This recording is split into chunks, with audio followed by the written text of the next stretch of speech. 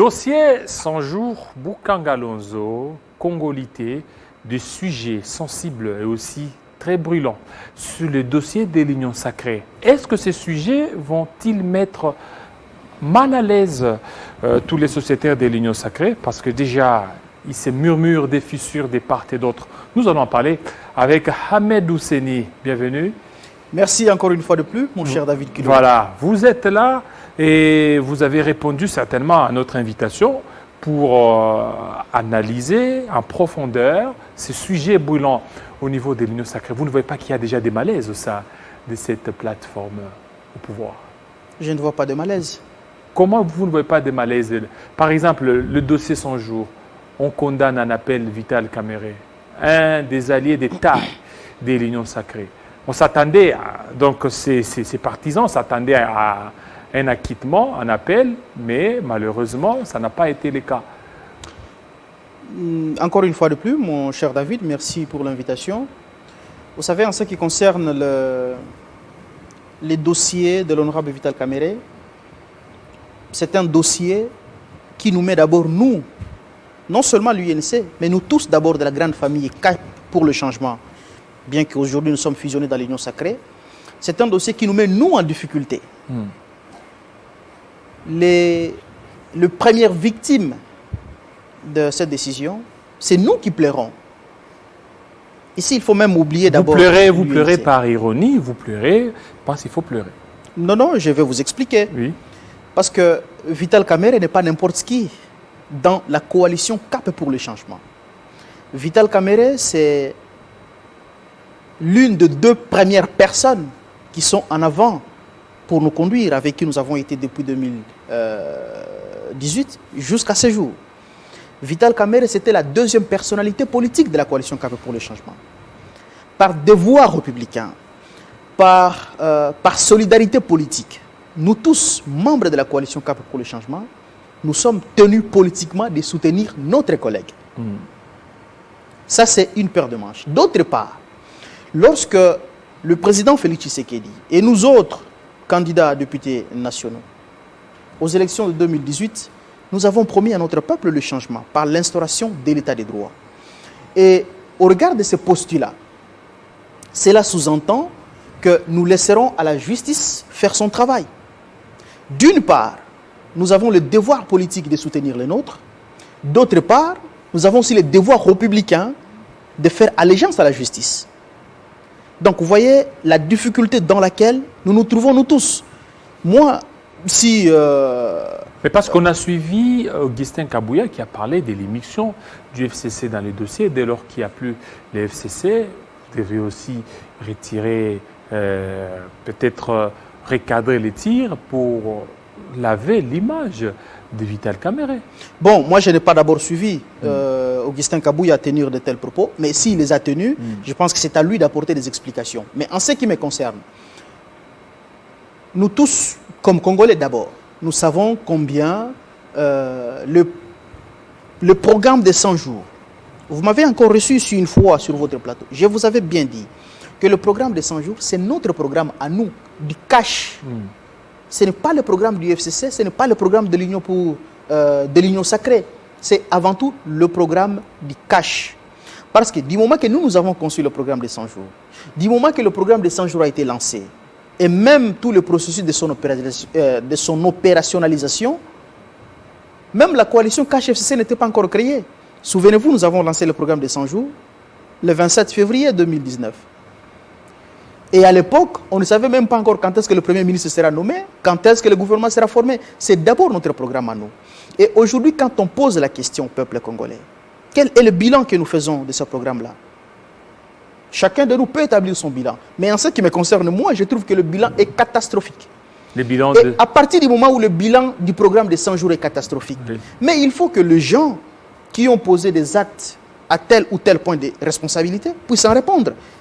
Donc c'est ça la difficulté. Et le bouc émissaire, c'est Vital Kamerhe, le sacrifié. Moi, je suis auxiliaire de justice. Ce n'est pas sur un plateau de télévision que je pourrais encore une fois de plus venir critiquer une décision judiciaire. Mais j'ai suivi nos partenaires de l'Union pour la nation congolaise Je pense qu'aujourd'hui même, ils seraient en réunion et ils pourront lever les options telles que je semble suivre dans le média. Mais le deuil, c'est le deuil de nous tous. C'est le deuil de l'UNC, c'est le deuil de l'UDPS, c'est le deuil de l'ensemble d'abord du CACH et puis l'ensemble de l'Union sacrée pour la nation congolaise, tel que l'a voulu le président. Et aujourd'hui, si l'UNC parvenait à claquer la porte de l'Union sacrée, vous ne voyez pas que vous êtes en train de grossir les rangs des opposants. Et Donc, ça risque de beaucoup coûter à l'Union sacrée, surtout pour les élections de 2023. je pense que l'UNC pourra prendre certaines dispositions, mais je ne pense pas que l'UNC arriverait à prendre la disposition de quitter l'Union sacrée de la nation congolaise. Alors maintenant, Et, mais comment l'UNC compterait continuer avec vous s'il ne trouve pas la franchise de vous? D'abord, vous, ses premiers alliés, il n'y a pas de franchise. C'est comme si l'UNC toujours driblé à chaque fois. Bon, vous m'avez posé plusieurs questions à la fois. Mais Et je sais répondez d'abord aussi que, plusieurs fois. oui, je sais d'abord que l'UNC, c'est l'un des grands partis politiques de ces pays. Ouais. L'UNC a son autonomie de gestion. L'UNC peut prendre les dispositions qu'en tant que parti politique estimerait nécessaires pour sa cause, notamment quitter l'Union sacrée de la nation, mais je ne pense pas que l'UNC pourrait arriver à cela. Mais dans le cas où l'UNC arriverait à prendre une telle disposition, il reviendra à l'UNC de s'assumer. Mais nous voudrions bien que l'UNC reste avec nous. Parce qu'il y a quelque part le postulat, les prémices semblent être fausses. C'est lorsque l'on dit que si aujourd'hui l'honorable Vital Kamerhe est condamné, c'est quelque part par une machination du camp du président Félix Tshisekedi. Moi, je ne suis pas de cet avis. Je ne suis pas de cet avis parce que... Oui, parce qu'il y a les échéances électorales de 2023 qui se pointent et on est en train de voir que c'est une des stratégies pour éliminer un des candidats de poids. Donc vous voulez me dire que Vital Kamerhe est opposé à Félix Tshisekedi, c'est ça? Non, mais c'est par rapport aux faits. Vous ne voyez pas par rapport aux faits. Et sur le plan juridique, le plan politique, on sait que c'est un allié de poids pour 2023. Vous dites à la fois allié de poids et d'autre part, vous semblez dire qu'il serait en opposition et par conséquent, pour le mater, pour l'enlever du processus électoral, il faut qu'il soit condamné. Non. Moi, j'ai suivi de près les dossiers des 100 jours. Ce n'est pas sur un plateau de télévision que moi je pourrais venir critiquer une décision judiciaire parce qu'avant tout je suis auxiliaire de justice. Je prends acte de la décision et en même temps, en tant que politique, en tant que collègue, membre de la même coalition politique que l'honorable Vital Kamerhe, j'ai compati et je suis solidaire politiquement avec l'honorable Vital Kamerhe. Et d'autre part, l'exercice, nous, en tant que politique, nous ne pouvons pas interférer dans l'administration de la justice. Et si l'UNC aujourd'hui décide de prendre les dispositions qui seraient bonnes pour sa cause, je ne trouve pas d'inconvénient. Voilà, vous ne trouvez pas d'inconvénient.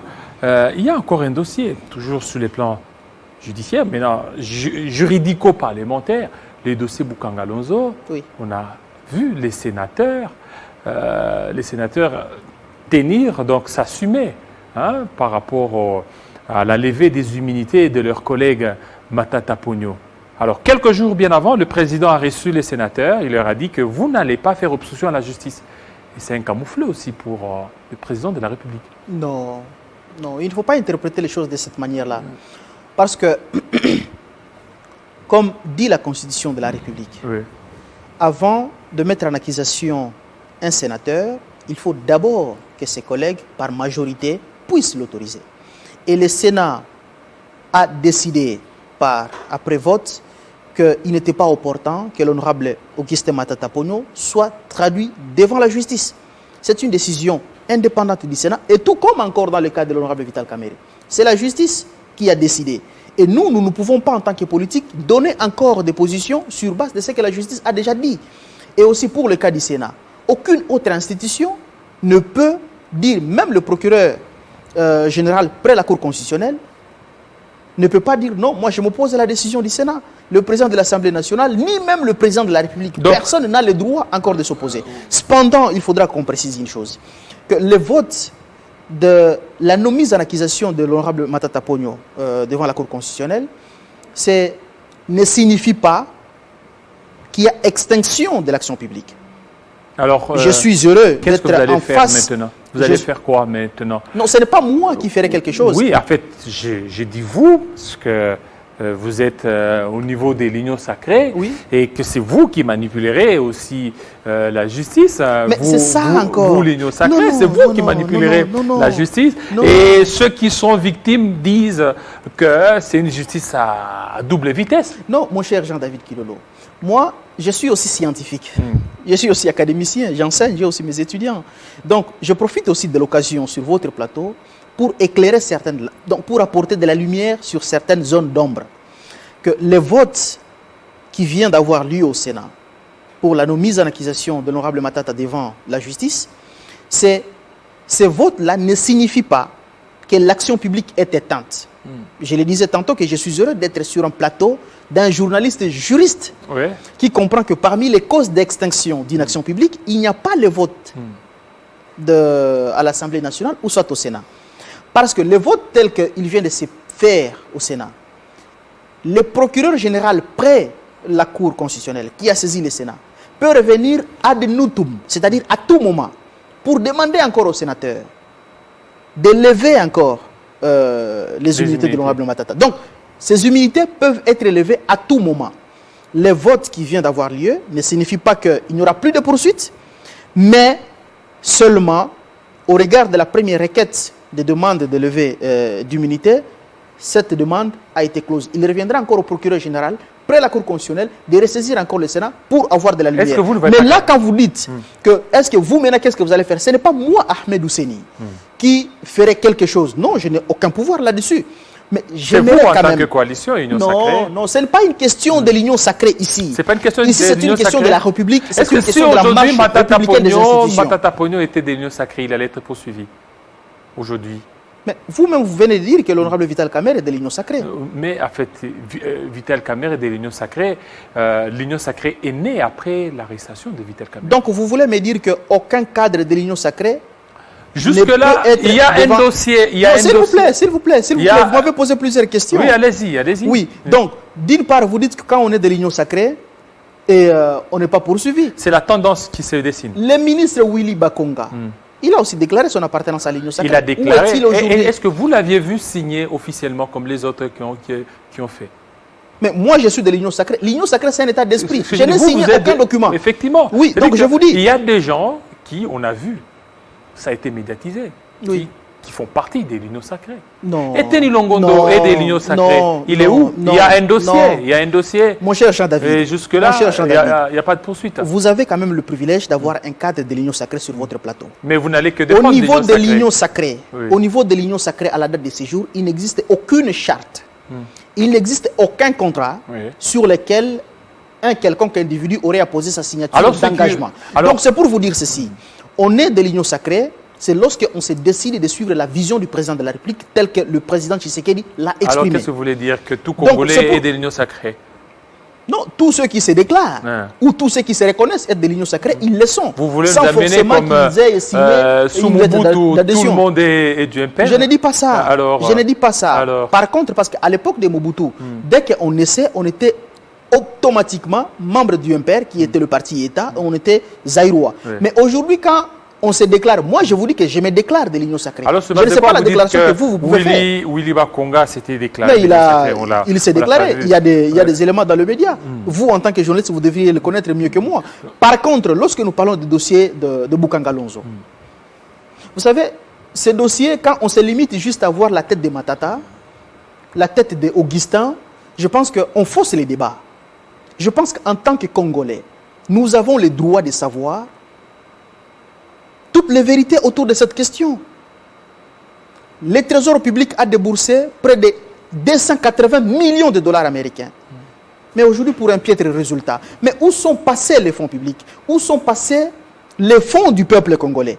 Mais lorsque, moi j'avais même suivi l'honorable Matata quand il était en Guinée, à Conakry, lorsque le procureur général près la Cour constitutionnelle avait saisi le Sénat pour obtenir l'autorisation de poursuite judiciaire. À partir de Conakry, l'honorable Matata a dit qu'il est disposé à répondre à la justice. Mais aujourd'hui, au lieu que le Sénat puisse nous faciliter cette tâche en disant la personne pour qui on demande des comptes devant la justice, est déjà prête pour répondre. Mais au lieu que le Sénat puisse nous faciliter cette tâche, afin que le peuple congolais soit mieux identifié, soit mieux éclairé.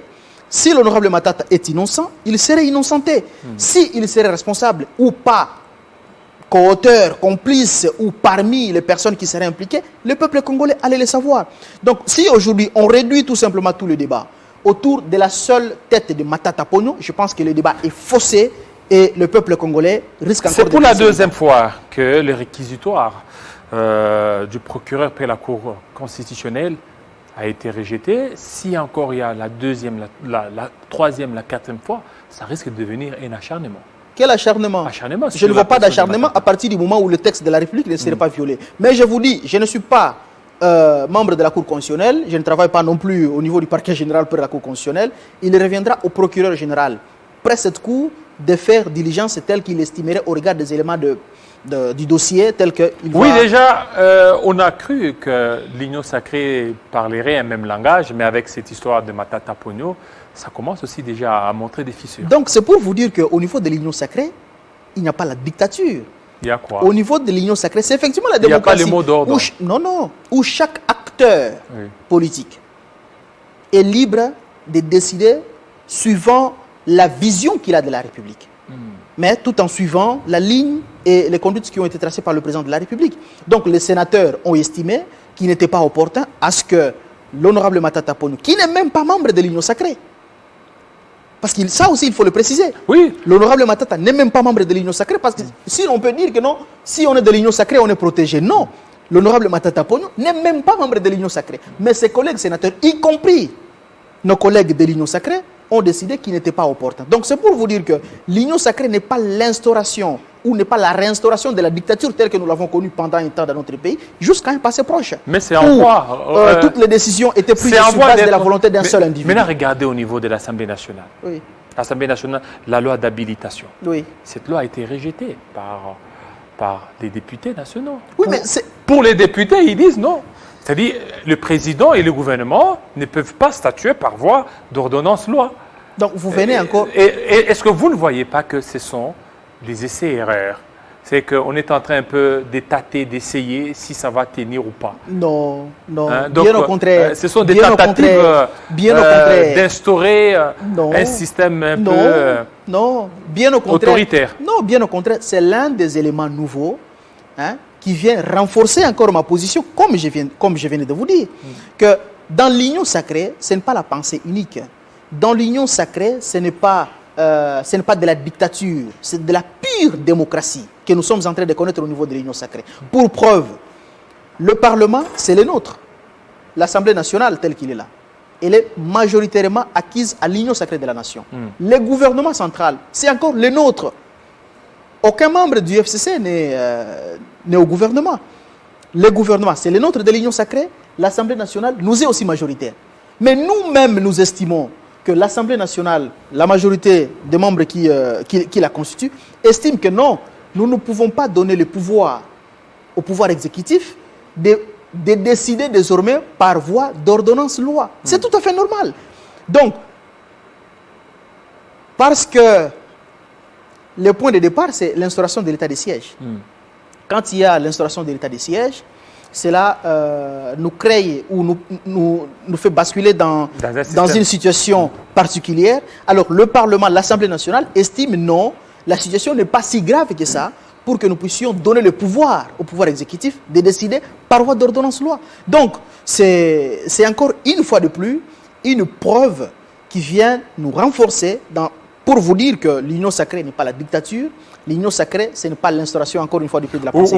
Ou bien ce ne serait pas parce que l'un des grands stratèges du président de la République, Kitengeyeuzu, est décédé, et que c'est lui qui donnait beaucoup plus de stratégies au chef de l'État, et vous êtes même en panne de stratégie, qu'il y a maintenant tous ces revers, tous ces blocages au niveau du Sénat, parce que le réquisitoire du procureur n'est pas passé, la loi sur l'habilitation non plus, la mort.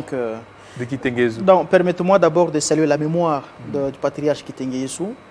Il est décédé du moment que moi j'étais à l'extérieur du pays. Je n'ai même pas pu participer à ses obsèques. Et je profite de cette occasion pour présenter mes condoléances les plus attristées à sa famille biologique, au président de la République et à l'ensemble des collègues de l'Union sacrée de la nation. C'est Dieu qui a donné, c'est Dieu qui a repris. Je ne pense pas qu'à l'Union sacrée, nous sommes désormais à bout de souffle. Non, je ne pense pas non plus qu'à l'Union sacrée, nous sommes en panne de stratégie. Je viens de vous dire que l'Assemblée nationale nous est majoritaire, le gouvernement central, c'est encore le nôtre. Donc nous-mêmes, nous estimons, ce n'est même pas le président de la République qui a demandé cette autorisation au niveau de l'Assemblée nationale, c'est le gouvernement. Donc ici, le président de la République est au-dessus de la mêlée. Ce n'est pas le président de la République. Oui, c'était les vœux aussi du président. Pardon? C'était les vœux. Effectivement. Donc, l'Assemblée nationale, c'est la nôtre. Le gouvernement, c'est les nôtres. Donc, voilà. il n'y a pas de contradiction. Une question très importante en international, là on va terminer.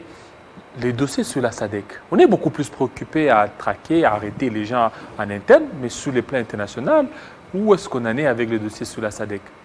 Merci beaucoup, mon cher David, pour la question. Vous savez que le dossier de la SADC aujourd'hui, ou bref, la candidature de la République démocratique du Congo au poste du secrétaire exécutif de la SADC, c'est désormais le point premier de la diplomatie congolaise. Surtout après le retrait de notre candidature comme membre au Conseil de sécurité des Nations Unies. Donc aujourd'hui, dans l'agenda diplomatique du président de la République, le point saillant, c'est la candidature de la République démocratique du Congo au poste du secrétariat exécutif de la SADC, où il a plu au président de la République et à l'ensemble du peuple congolais de jeter le choix sur le professeur Faustin Luanga, étant donné que le président de la République a estimé nécessaire le dossier a évolué. Que ses compatriotes remplissaient les conditions nécessaires pour nous représenter valablement. À ce jour, j'ai le plaisir de vous dire que le dossier évolue bien. Les interviews qui étaient prévues au mois de mai ont finalement eu lieu au mois de juin, le 9 juin ici. Notre candidat était parti au Botswana. L'interview s'est très bien passée. Et présentement, le travail, c'est maintenant le travail de fond, le travail diplomatique. En français? Ça s'est passé en français, l'interview? Dans toutes les langues, de la SADC, notamment le français, l'anglais, et heureusement pour nous. Ce sont des conditions pour passer l'interview? Non, c'est l'interview parce que d'abord, le secrétaire exécutif de la SADC, c'est lui le premier ministre de la SADC. Donc, après le rang de chef d'État et du gouvernement, donc la personne, l'autorité de la SADC qui a le pouvoir d'exécuter toutes les décisions prises par l'ensemble des chefs d'État et du gouvernement de la SADC, c'est lui le secrétaire exécutif de la SADC. Donc, c'est lui qui est le maître de la politique de la SADC. Et par conséquent, la SADC a ses langues du travail. Le français, étant donné qu'il y a 5 pays membres qui parlent le français, l'anglais, le portugais et consorts. Donc, on a posé les questions dans toutes les langues et je vous dis que l'interview s'est très bien passée. Maintenant, comme je vous avais dit aussi l'autre fois, quand vous m'avez encore reçu ici, nous avons 2 candidats.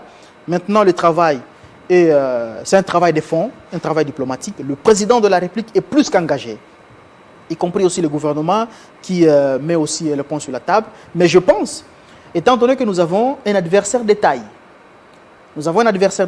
c'est les candidats botswanais, les candidats que le président botswanais Masisi a présentés. Et vous savez que le Botswana, c'est un pays aussi trop structuré, très bien organisé. Donc, nous sommes tenus d'y aller avec beaucoup de détermination, avec beaucoup d'intelligence, beaucoup de sagesse. D'ailleurs, récemment, le président de la République a voulu, pour donner encore du poids à notre candidature, il a promu notre candidat comme son ambassadeur itinérant, notre candidat, le professeur Faustin Luanga, son ambassadeur itinérant, en charge de toutes les organisations internationales, c'est-à-dire l'ONU, la SADC, l'OIA et consorts et tant d'autres. Et étant donné que notre candidat reste encore jusqu'à la date de séjour aux fonctionnaires à l'Organisation mondiale du commerce, le président de la République et le Premier ministre se sont déjà obligés pour déposer sa demande de mise en disponibilité afin qu'il soit effectivement rappelé au pays pour qu'il soit fortement impliqué dans sa campagne. Merci beaucoup Ahmed Séni. Bien que nous n'avons pas eu le temps de parler aussi sur le dossier de la nationalité. Voilà, sur la congolité. Je pense que nous en parlerons même prochainement. Voilà, certainement. Ça n'est fini, fidèles téléspectateurs. Quelques secondes, vous êtes pour ou contre congolité? Parce que... Ma réponse est très nuancée. Je pense que ce n'est pas au bout de quelques secondes que je pourrais donner ma position. Moi, j'ai une position un peu scientifique et aussi couplée à la sociologie. Non, pour ou contre, non. Non, je vous dis que Ne philosophe pas. Non, je ne philosophe pas. Oui, alors, je vous dis que pour ma ou réponse, contre la congolité? ma réponse est nuancée. C'est normal parce que vous avez beaucoup plus vécu en Europe et que vous avez peut-être une nationalité, vous avez acquis une autre nationalité et puis ça Non, vous non, rend- je peux tout simplement vous dire que je suis congolais d'origine, et c'est 100%? des pères et des mères. 100%? Non, non. Vous n'avez pas opté une autre nationalité? Si vous pouvez m'accorder 2 minutes, Non, bon, si vous pouvez m'accorder 2 minutes, alors à ce moment-là, je peux vous donner succinctement ma position sur la question. Parce que j'estime d'abord que les débats ne sont je pas vous donne clos. une minute. Merci beaucoup. Dans une minute, minute. je vais terminer. J'estime d'abord que les débats ne sont pas clos. Les débats sur la nationalité congolaise, en ce qui concerne les candidats au poste du président de la République et dans certains postes tels que je semble le suivre dans le média, c'est un débat très succulent. C'est un débat très intéressant. Mais je pense tout simplement que, quelque part, les prémices semblent être fausses. La question principale que moi j'aimerais qu'on pose sur cette question, c'est jusqu'où nous voulons aller avec ces limites.